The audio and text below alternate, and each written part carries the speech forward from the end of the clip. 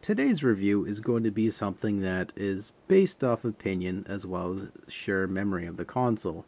I'm not here to try to bore you too much with any specifications of the console, trying to give you too many specs. I mean, most people love that, but I'm here today just to give you a general impression of the console as well as provide some gameplay from camera to screen at the moment, because obviously I do not have the proper equipment to handle this beauty. So, okay. Past that point, this console was pushed out in November 22nd, 1994 in Japan, and May 11th, 1995, the United States also got this console. Now, there was such a year difference between this because Japan, of course, being the core market for this console at the time, at least at first, was Sony pushed their hand out, of course, announcing the PlayStation 1. So Sega wanted to pump this beast out early and give a lot of consumers the product before Sony's product, which of course at the end of the day, we all know what sadly happened with this console right here in 2000, December 4th I believe it is. This console in Japan finally closed its doors, or closed its legs, whatever dirty acronym you want to throw at it. Now, you notice of course this console had a lot of potential for different peripherals. It had this memory bay back here. It had a port back here, which I'll show you the case for it, which I took it off just to show you the general size. And back behind there, I'll show you real quick anyway, is the size of the console, by the way, is quite thick and meaty, so it's like huge. As you can see back here, there's almost a watch battery in there, and within that slot there, you can actually shove in, you guessed it, if you could have, a video unit, which of course was something on the lines of, you could do VCDs, which in China, those are quite popular, as well as Japan loved those as well, but they kept that in here as well. Now, if I remember mistaken correctly, I believe the modem went in this part, or it was this part, I can't remember too correctly. Again, this is all based off memory, so if I'm wrong, or if you know the actual answer, you can fill me in like a cheap custard pie. But past that point, the console itself is honestly very customizable, being that you can have so much, I would say, choice, or pro-choice, to be able to add expansion to this. Now, as you can see right here, it had its own built-in, of course, power supply within the console, which is around there somewhere. And you plugged in your cord, which is of course similar to the PlayStation 2, PlayStation 1, as well as a Dreamcast plug-in. Had its ports for S-Video as well as, composite. So it had good, I would say, video options. And there's so many options, so many customizations. This is a Model 2 of the American one. Now the Japan one, or the Japanese version of this one, was originally blue and gray with a little bit of black, I believe, around the rim. And I remember seeing this in the magazine. I believe it was, it was at KB Toys or something like that. I remember looking at a book and flipping through the page just to see this beast. And it looked interesting. The commercials at least were cool back in the day. I really enjoyed those. But past that, I thought it was a pretty awesome looking console. Never got too much experience with it past a couple of gameplay experiences. I believe my brother bought this at one point, but sadly, I believe a fuse blown out on it or something like that. I don't know. Sean changes his mind about things all the time, so probably returned it because he got sick of it. But I do recall probably it being a blown fuse or something magical like that happened.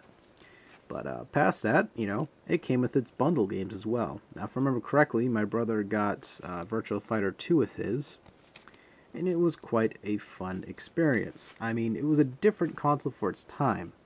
It had great games on here, such as Panzer Dragoon, and, various titles such as Nights into Dreams, which a lot of people will always reference the Sega Saturn for that game. I mean, yes, you got the Wii, and you got the HD remake, which a lot of people so far are praising that version. And, well, Sega Saturn did justice in certain departments.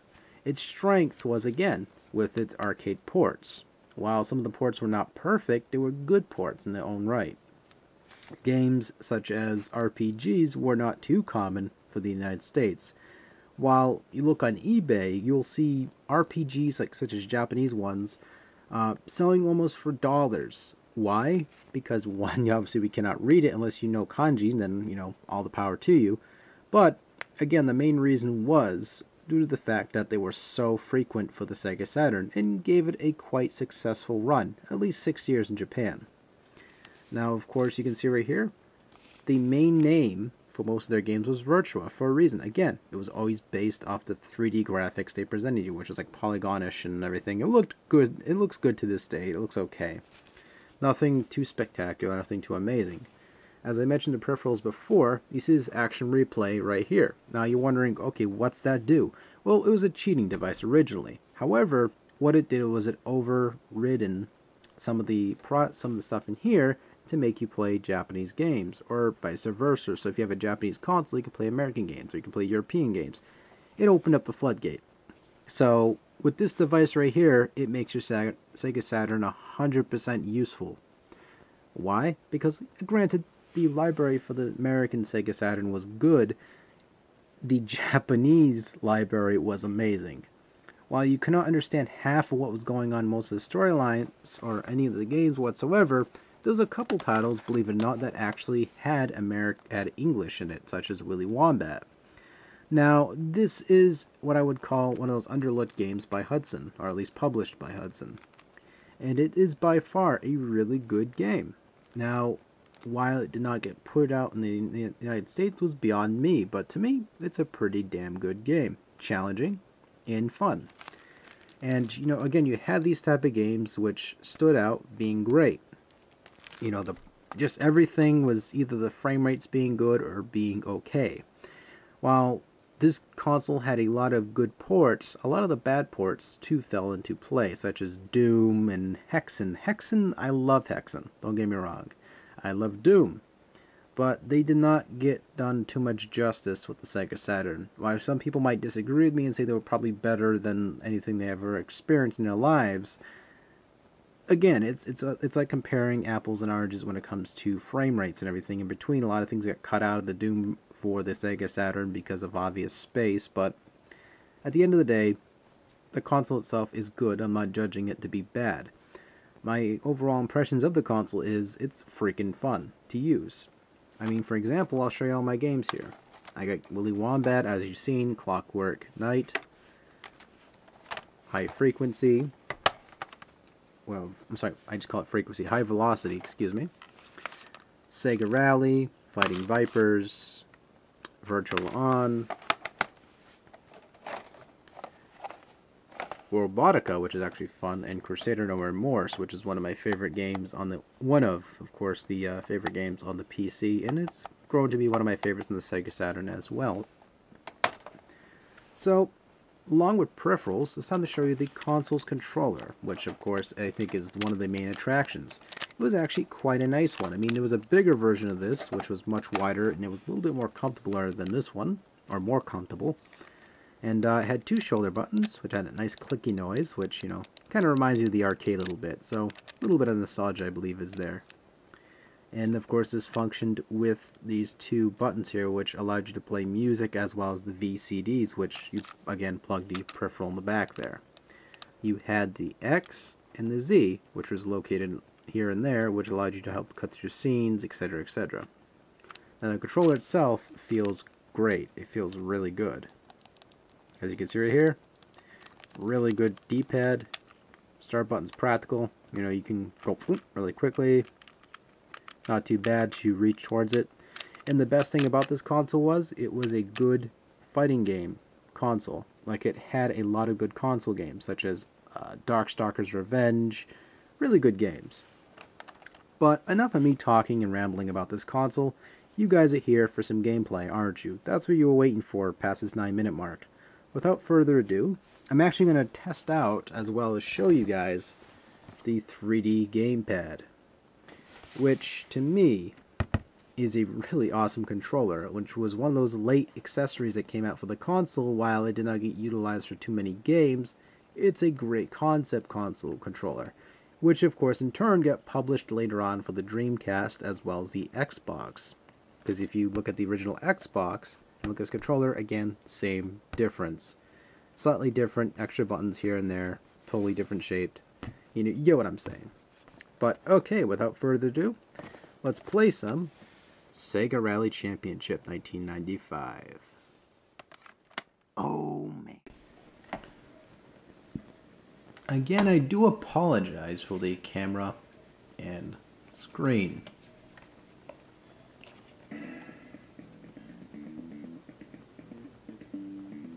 Sega Rally Championship.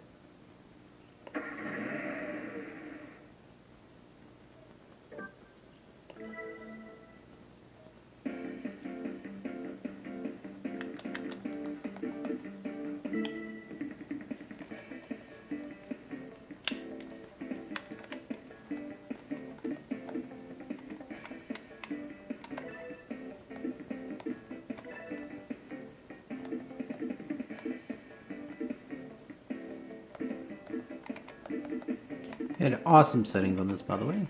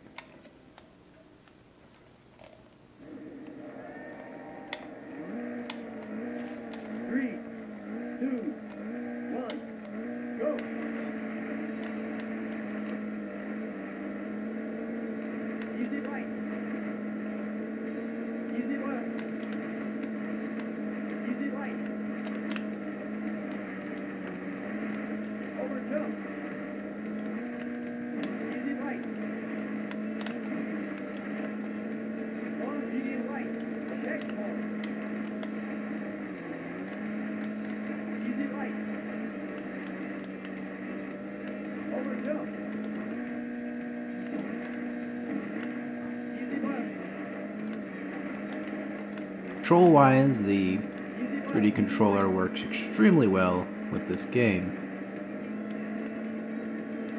Very long, easy right, baby.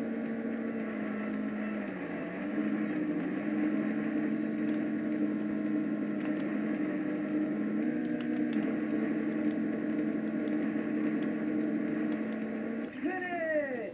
Not a bad controller for sure for this game. Of course, using the analog bit right here, which it works quite well.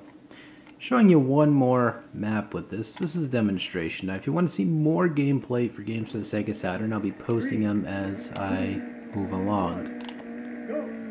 Be sure to check back with my channel for more of those if you're interested.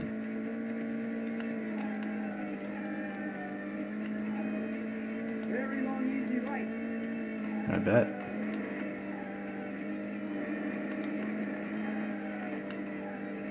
Long, easy right, baby. Long, easy right, maybe. You're not sure? Very long, easy left.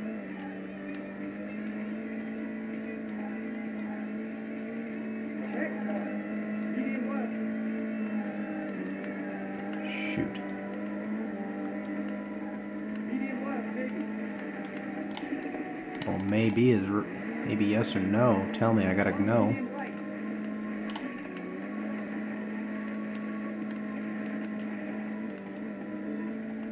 Caution, hairpin right.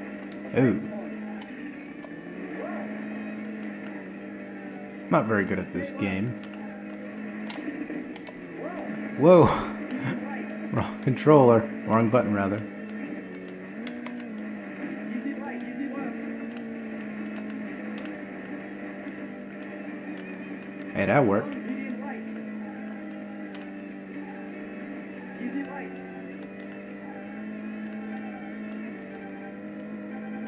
Ooh.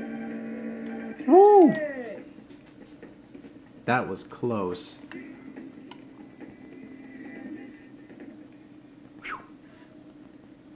Really fun, especially with the 3D controller. Because I feel so precise with it. 3, 2, In position 8 right now. One more, why not, till this camera dies. easy left, And of course with a little bit of processing editing. easy right, easy left, Oh, they're trying to make the straight left, they're trying to make the baby.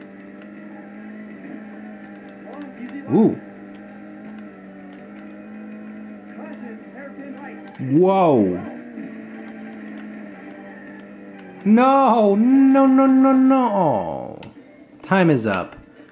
But I will say that Sega Rally is a pretty damn fun game for sure.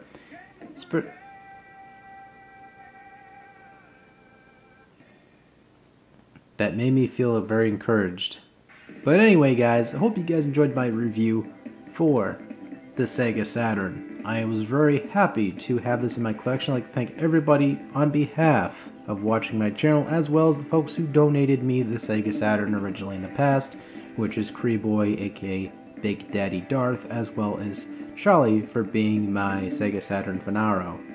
But as always, take care. Oh man!